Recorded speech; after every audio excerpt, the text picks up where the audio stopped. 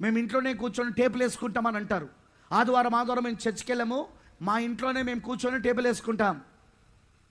Okay, ఆ table వేసుకున్న ఆయననే చెప్పిండు, నువ్వు టేబుల్లో ఎవరి స్వరం వింటానవో ఆయనే, ఆ ప్రవక్తనే చెప్పిండు. ఒక తిరిగి జన్మించబడిన క్రైస్తవుడు ఆదివారం ఇంట్లో కూర్చోలేడని, ఆరాధన చేయకుండా ఉండలేడని. అతను ఏ చేపల వేటకో లేకపోతే ఏ పిక్నిక్కో ఏ విహారయాత్రలకో లేకపోతే ఇంకేదో పనికో అతను వెళ్ళడు. ఆదివారం అవుడితోటే తలుపులు కూడా తీయకముందే, ఆ చర్చ్ తలుపులు కూడా తీయకముందే తాను ముందుంటాడు. అక్కడ వెళ్ళి దేవుని ఆ రోజు ఆరాధన చేస్తూ ఉంటాడు. ఎవరు చెప్పారు ఈ మాట? మార్క్ బ్రదర్ కాదు, మార్క్ పాస్టర్ చెప్పలే, ఆ టేపులలో చెప్పుతున్న ఆయన చెప్పాడు. మరి ఆ టేబుల్లలో చెప్తున్న ఆయన చెప్పింది నువ్వు వినాలిగా.